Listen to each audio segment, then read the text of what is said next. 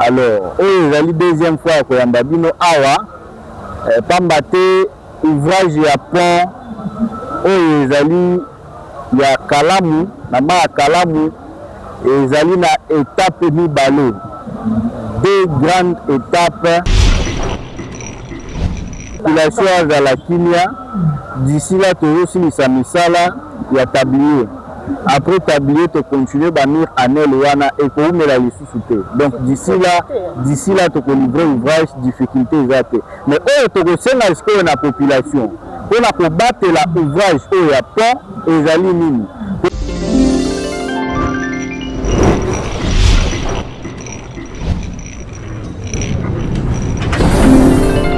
Bonjour à vous de votre fidélité, comme on le dit toujours, merci du temps que vous consacrez pour nous suivre, pour partager les images, pour commenter. Alors, je sais que vous êtes très nombreux, plus de 20 000 personnes en train de nous suivre. Eh bien, c'est votre équipe, Maximal HD TV, qui fait la descente partout dans tous les quatre coins de la République démocratique pour vous faire voir les travaux des infrastructures. Sa vision de reconstruire et de réhabiliter. Si c'est pour vous la première fois de nous suivre, alors nous vous demandons de vous abonner, de cliquer à la cloche de notification pour ne rien rater et de partager toutes nos émissions. Question pour vous de nous soutenir parce qu'on a toujours besoin de votre soutien. Boyebi, Kotambola, ezali facilité. Vous allez exposer la marambo belé, la bataque belé, la maladie, kotambola makolo, vraiment avec le poids, l'équipement, il va faciliter. Il y a toujours la bine, vous allez remonter ma malam, au abonné fidèle, au depuis. Alors nous sommes là, nous continuons toujours le travail malgré les difficultés, malgré malgré de multiples problèmes. Alors que ça aura toujours un effort pour nous aller présent dans le terrain. Après de mobilités, comprenez que peut-être qui a eu sur le plan financier et tout, mais ça demande de réapparaître la ressource pour se présenter devant Bino. Alors, à Tozali, la frontière, on a vraiment l'icône, il y a pont la biso, côté de la biso, c'est bien la pont Victoire, parce que ils ont une avenue Victoire, la frontière entre Matongé et Kauka, si je me trompe. Ouais, Matongé na Kauka. Alors, Nangambo Oye, ils ont Kauka, Nangambo Oye, ils ont Matongé. Donc, on allant vers Victoire, Matongé. C'est allé dans la commune ya Kalamu. Juste dans la ya Kalamu, ils ont comme Mabiso, na stade du Vémin. Parce que ceux qui te l'ont dit, na Mupandi, na le boko na ngai ya Mwasi, tu veux que le vers Vémin. Alors ceux qui te cueillent na le boko na ngai ya Mobali, na ya Kalamu, tu veux que na pont na biso, o te benga ngo pango bila na Kalamu, papa ngobila te la rabiso, pont wana na pont Kauka. Voilà. Alors que peut-être Sabino évolution à travaux comme d'habitude. Toyaki dernièrement, peut-être Sabino préparation, il y a poutre, misala, nous allons kokende, construction à batulé, construction depuis tant de travaux et bandaki, dans l'étape la infrastructure. Donc cela veut dire pour poser la colonne et tout ça là. Expliquer qui bino alors celui qui est venu le lait les apports moni mais ça est avancé alors toujours appelle la société à la construction et puis la mission de contrôle pour appeler du service que le salaire est avancé question d'informer à toute la population que évolution des alliés Yamakas. Alors sans plus tarder je ne vais pas monopoliser la parole fidèles téléspectateurs, je vais quand même vous laisser suivre les images que la mise sur la biseau et puis j'aimerais que l'ingénieur vienne parler pour qu'il puisse beaucoup plus de précision par rapport à Misala Oye que mon awa. Alors avant de passer image, ça vraiment merci l'entreprise de la construction et puis la mission de contrôle la Misala de Salama Awa. Vraiment que mon année, moi ils allaient circuler malamu, attendre que bêta na une inondation que Salamate, c'est ce qui m'a fait beaucoup plus de plaisir. Alors nous allons prendre ceci et on se retrouve tout juste après.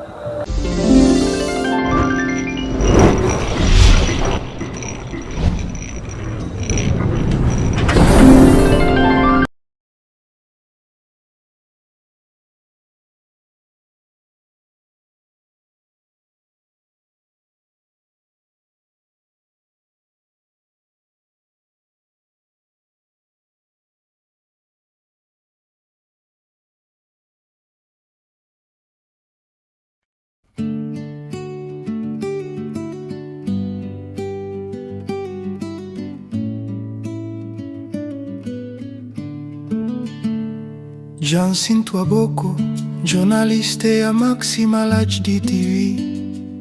Mutu evanda, ezali calme, ngai nalela kombo na yo na motema.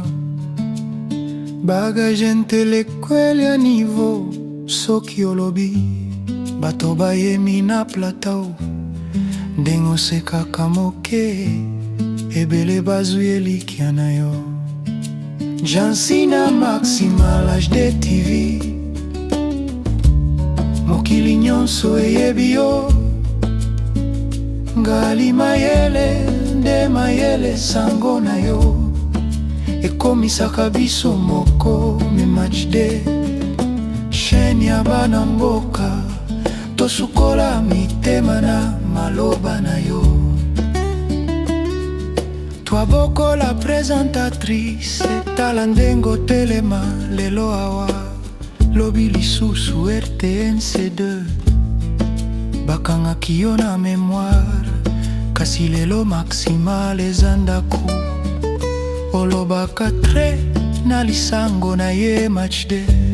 Lokolo ndeko azali pembeni na chaque édition, obakisa limbolo ya mboka ya libota ya sika. Jansine ya Maximal HD TV, mokili nyonso eyebi yo. Ngali mayele, nde mayele sango na yo. Ekomisaka biso moko MHD, chaîne ya bana mboka. Tosukola mitema na maloba na yo. Matchde biso nyonso tolanda, na bandaku na babureo na nzela. Soki loyembo ya ouverture bandi, toyebaka Jansine azokoya. Jansine ya Maximal HD TV, mokili nyonso eyebi yo. Ngali mayele, nde mayele sango na yo. Ekomisaka biso moko matchde, chaîne ya bana mboka. Tosukola mitema na maloba na yo.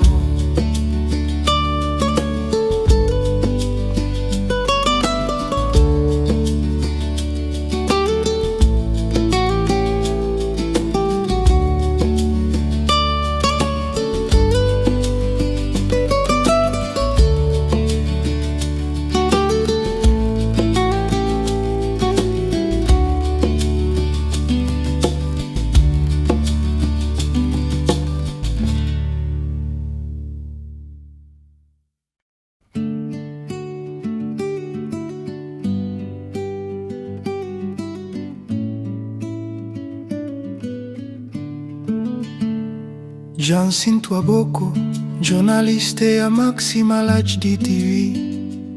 Mutu evanda, ezali calme, ngai nalela kombo na yo na motema. Bagage intellectuel ya niveau, soki olobi, bato bayemi na platao. Ndenge osekaka moke, ebele bazwi elikya na yo. Jansina Maximal HD TV,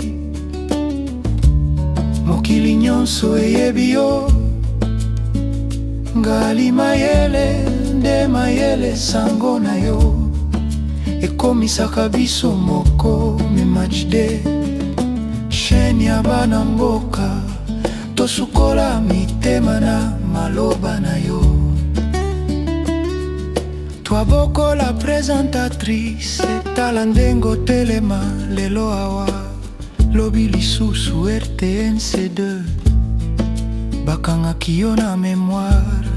Kasi lelo Maximal ezandaku, olobaka tre na lisango na ye matchde.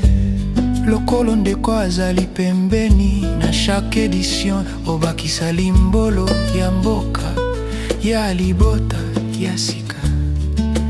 Jansine ya Maximal HD TV, mokili nyonso eyebi yo. Ngali mayele, nde mayele sango na yo. Ekomisaka biso moko MHD chaîne ya bana mboka tosukola mitema na maloba na yo MHD biso nyonso tolanda na bandaku na babureo na nzela soki loyembo ya ouverture bandi toyebaka Jansine azokoya Jansine a Maximal HD TV mokili nyonso eyebi yo ngali mayele nde mayele sango na yo ekomisaka biso moko MHD chaîne ya bana mboka tosukola mitema na maloba na yo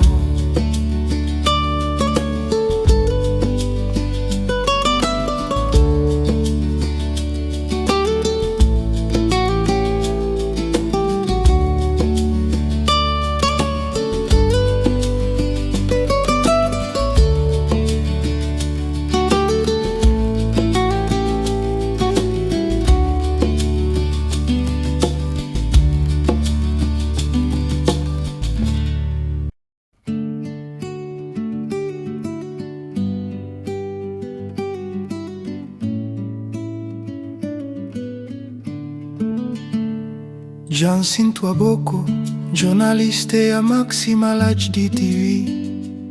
Mutu evanda, ezali calme, ngai nalela kombo na yo na motema. Bagage intellectuel ya niveau, soki olobi, bato bayemi na platao. Ndengo sekaka moke, ebele bazwi elikia na yo. Jansine Maximal HD TV mokili nyonso eyebi yo ngali mayele nde mayele sango na yo ekomisaka biso moko MHD chaîne ya bana mboka tosukola mitema na maloba na yo Twaboko la présentatrice etala ndengo telema lelo awa lobi lisusu RTNC2 bakangaki yo na mémoire kasi lelo Maximal eza ndaku olobaka tre na lisango na ye MHD lokolo ndeko azali pembeni na chaque édition obakisa limbolo ya mboka ya libota ya sika Jansine ya Maximal HD TV mokili nyonso eyebi yo ngali mayele nde mayele sango na yo ekomisaka biso moko MHD chaîne ya bana mboka tosukola mitema na maloba na yo MHD biso nyonso tolanda na bandaku na babureo na nzela soki loyembo ya ouverture bandi toyebaka Jansine azokoya Jansine ya Maximal HD TV mokili nyonso eyebi yo ngali mayele nde mayele sango na yo ekomisaka biso moko MHD chaîne ya bana mboka tosukola mitema na maloba na yo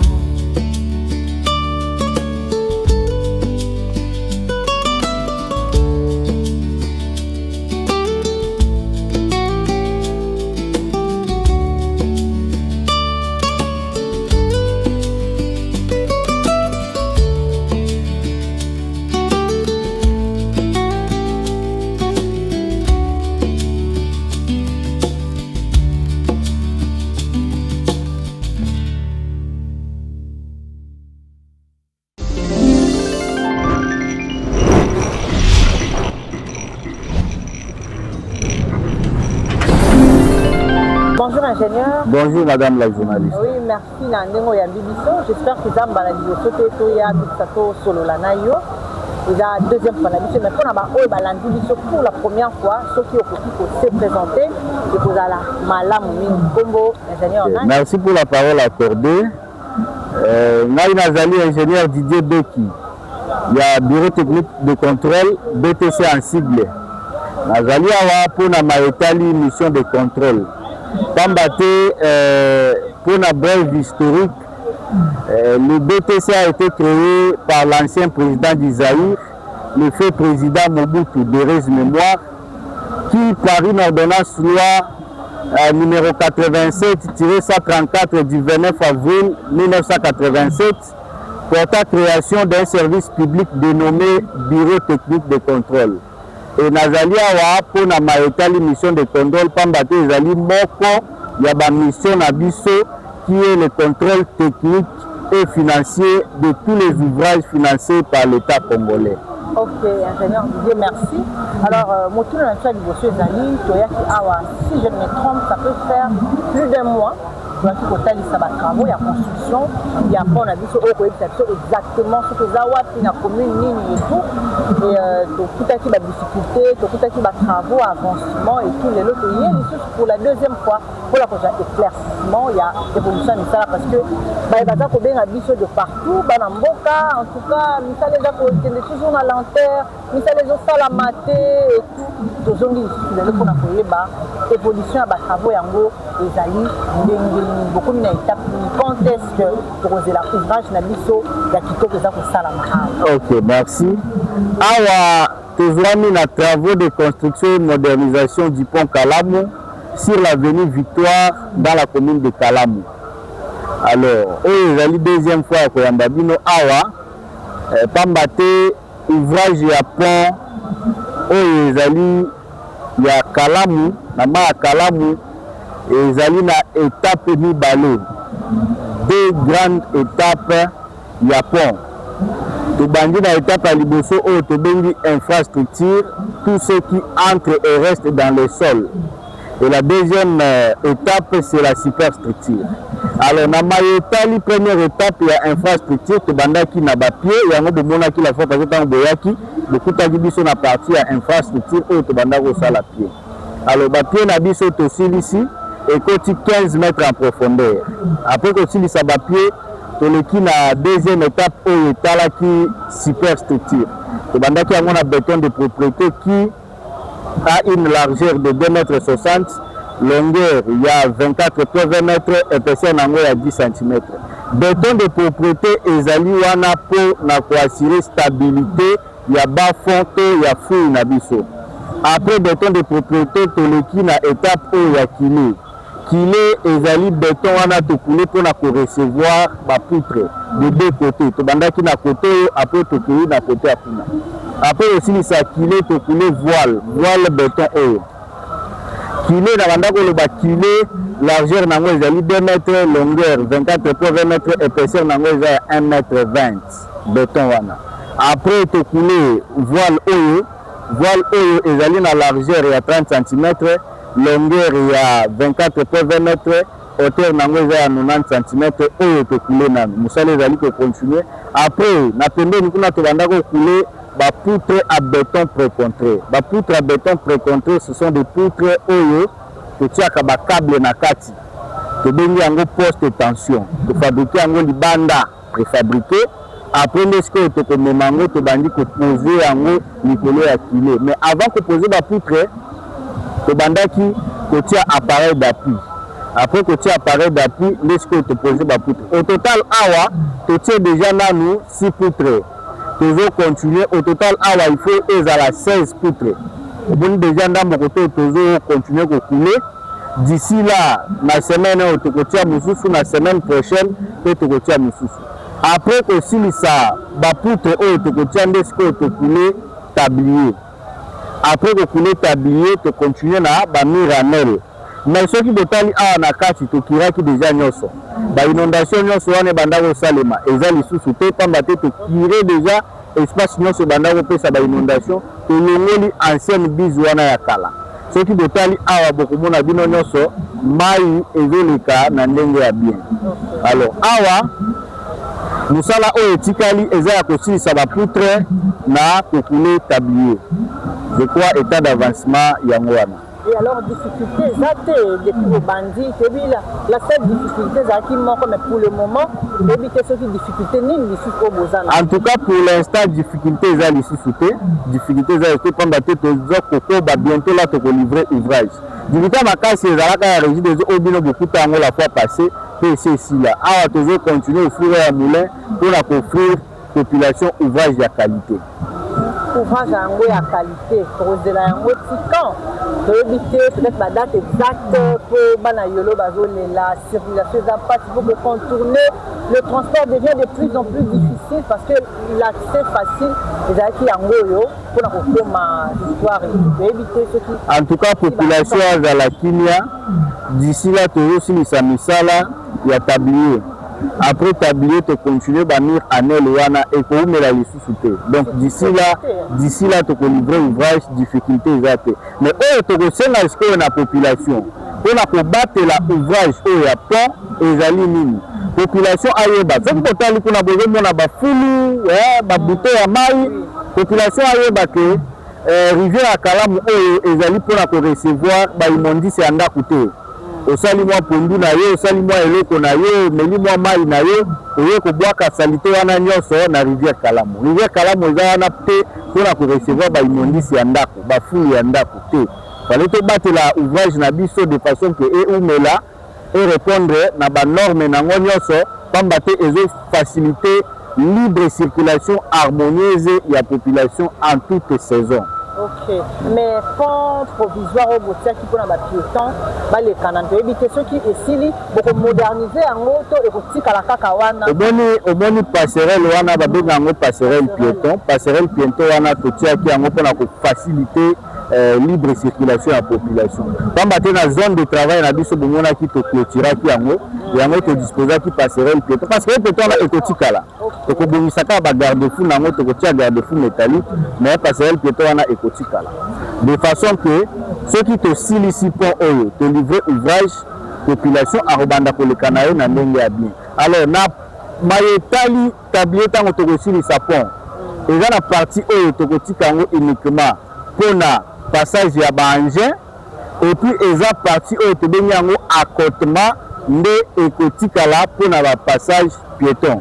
Donc wana tokoko batango bokoya tokopesa ba explication prochainement comment population akoyeba ko batela ouvrage na ba circulation nyonso.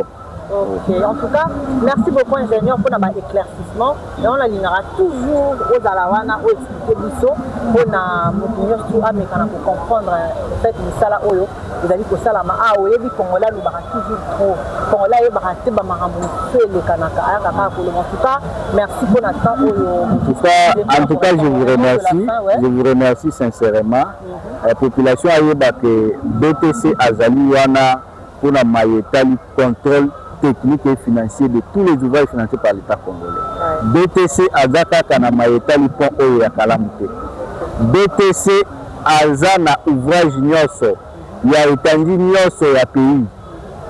Donc c'est toute l'étendue du territoire national il y a le BTC.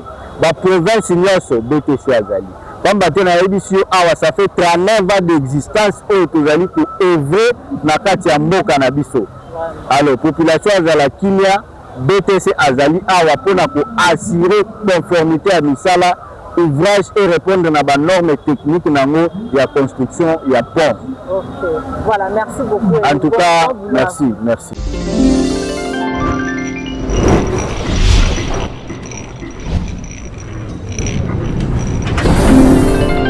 Voilà, j'espère que nous allons tous le suivre. L'ingénieur Didier avec attention, c'est vraiment un ingénieur qui nous reçoit tous les jours. Il est dans la mission de contrôle BTC. Vous avez très bien suivi OEA Lobby depuis l'interview que nous avons pour éclaircissement. Alors ça nous a fait un énorme plaisir à l'évolution de Salandenge. Nous le barra toujours. Nous avons accompagner les salariés et les canambo canabiso. Nous avons s'assurer la bonne qualité à misala, il y a même à chaque fois que il y a sa évolution.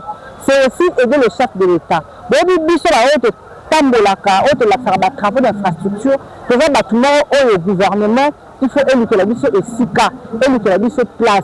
Parce que même ata na bapresse oyo ezali tout près ya président batambolaka te lokola babiso boye bayebi te baréalité mosusu oyo elekanaka na mboka bango bazwaka baprojet minene makambo ya minene balakisi mais oyo ya mike de esika bapetit peuple baza eza kaka important te le président aya kosala constat moko après tant d'années pour que asilika abeta liboko na mesa apesa mitindo makambo ekende wana mboka ebanda kozonga toujours nsima mboka ebanda ekende toujours malembe biso oyo ya balabala topona kotambola na balabala na mbula na moi na malili na nzala na kozanga na bamakolo tolingaka te tosasure aseke mboka eza kotambola malamu tozalaka na bariske ebele bamenasaka biso na bakuluna babotaka biso bamateriel babumbisaka biso babetaka biso batikaka biso na bacicatrice tokuraka mpena bagrand danger et nous sommes exposés